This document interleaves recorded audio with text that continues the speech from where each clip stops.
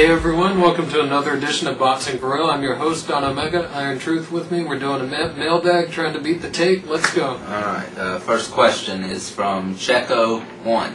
How did you guys become interested in boxing? On episode 36, you mentioned that neither of you two have any kind of boxing experience. On top of that, you live in the state of South Carolina, which is not really known for its great boxers. What are you talking about?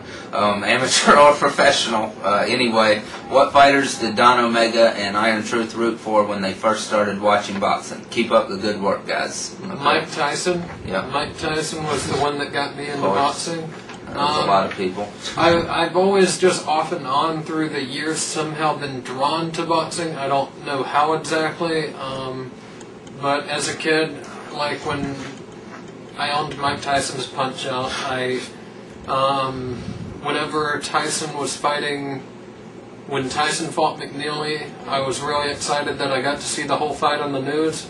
Got to see the whole fight in its entirety on the news, was thrilled with that, saw how powerful Tyson was, and then saw the free fight they showed after that because everyone was so outraged. Apparently they wanted to see Tyson take McNeely the distance or some crap.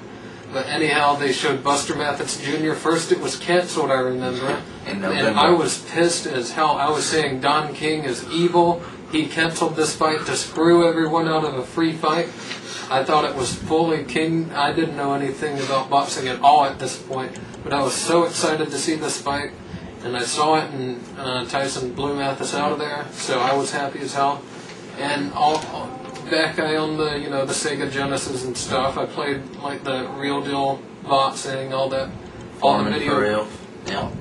video games that they had back then. And even when PlayStation 1 came out, again I didn't like boxing, but didn't really like boxing but I bought the Knockout Kings game. It was actually the second game I bought for the PlayStation, and I somehow managed to master that game with its slow loading times. But and then 2000, October 2000, I had just gotten out of wrestling. Pro wrestling had been my passion before this, and the WWF bought everyone out, WWE, whatever you want to call them, and I kind of lost interest at that point because there's no competition. And the product was getting really watered down. It became watch WWF beat everyone from ECW and WCW up. That didn't interest me a whole lot, and I quit watching. Okay, well, And Mike Tyson saw that fight, and also Zab Judah was on the undercard. Yep, definitely. Okay, and I started about the same time with the Peter McNeely fight. I didn't like boxing at all. I knew, of course, who Tyson was. Tyson is also who started me in boxing when I was about 6 years old with the Tyson Spinks fight. This is my first memory. I was at my grandfather's house, who's always been a big fight fan, and I was asleep wherever in the house, and the fight was coming on. He tried to come and wake me up, and of course, while doing that, he missed the 91-second fight and was pissed as hell, obviously, afterwards. I never saw it then, but anyway, that's an early boxing memory. I got somewhat back into boxing in 1995 when Tyson came back. I was interested in seeing it just because I knew who he was. Then he blew him out in the first round. It was a disqualification, which made no sense. He knocked him out. That's a win. That's a knockout win. Everybody was so pissed. I knew nothing about boxing. I wasn't pissed. I was glad he got the win like that. I thought it was a great win. I didn't know why everybody was so mad. And people still act like that today, and I don't. So, that was an early thing. And from that point on, I watched boxing. I watched the main people. Tyson, of course, De La Hoya, liked Whitaker a lot, Roy Jones. Liked a guy by the name of Lamar Murphy a lot. He was on the Tyson McNeely undercard. Don't know what happened there to me with liking him. Like I say, I didn't know anything. I was only 13. So, anyway, through the years, kept getting more and more into boxing, of course, and, 2000, same time as him, October, the Tyson Galata fight came on.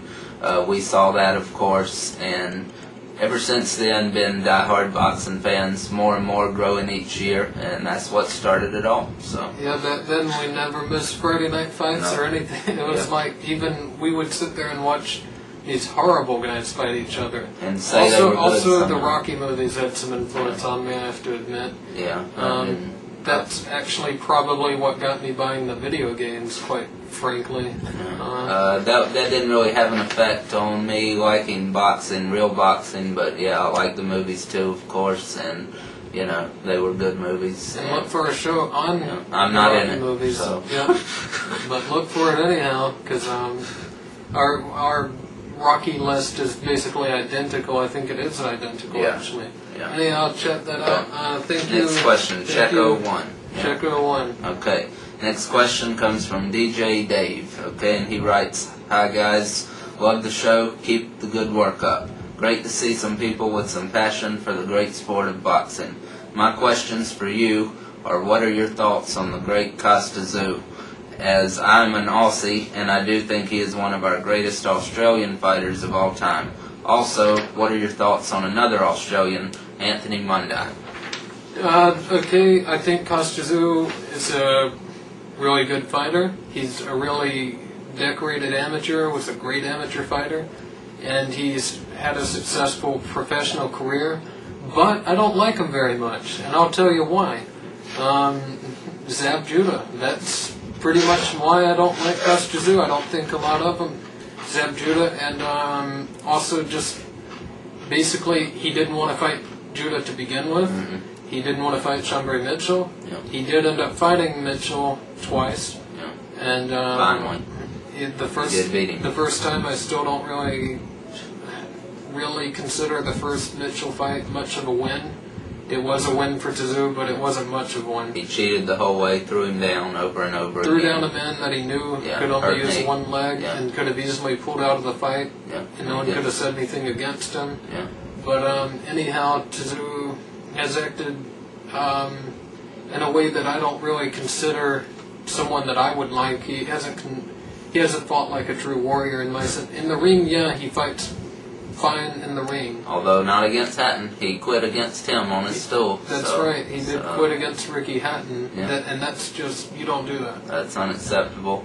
For any fighter, not just Tszyu. This is for any fighter. Yeah. You don't quit. Absolutely. And he just ducking Judah basically is what I hold mostly against him. I don't hold against him that Jay Nady stopped the fight too early. Yeah, that's not his fault. That's not Tszyu's fault. He knocked Judah down. I don't take that away from him. He got a legitimate knockdown against Judah, but the fight was stopped way too damn soon. The same damn referee did not. He let Fernando Vargas take the biggest beating of his life that basically ruined Vargas's career.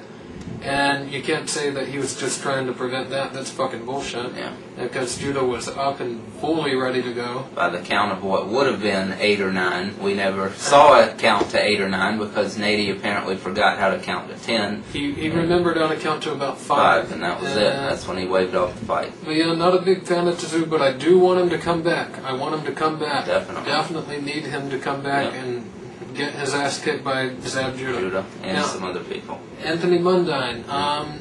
Don't know a whole lot about him. Beat Antoine Eccles by knockout. They haven't shown him a lot here, and I know he used to play rugby, and I don't think very highly of him. I don't think unhighly of him either. I think he's a pretty average fighter, it seems like, from what I've read and the little bit I've seen, like highlights basically. And has a loss to Spin Otke, who knocked him out, and Otke had no power at all, so that was surprising. Yeah, Otke has like 6 knockouts total, I believe, and one of them was to Mundine. Yeah. Which, to Mundine's credit, he did fight him at an early age, very early time in his career, but I really don't see Mundine doing a whole lot. And yeah. And so thank you again, Australian guy, DJ J or DJ D, whatever. DJ Dave, yeah. Okay. And I agree with everything he said about Tszyu.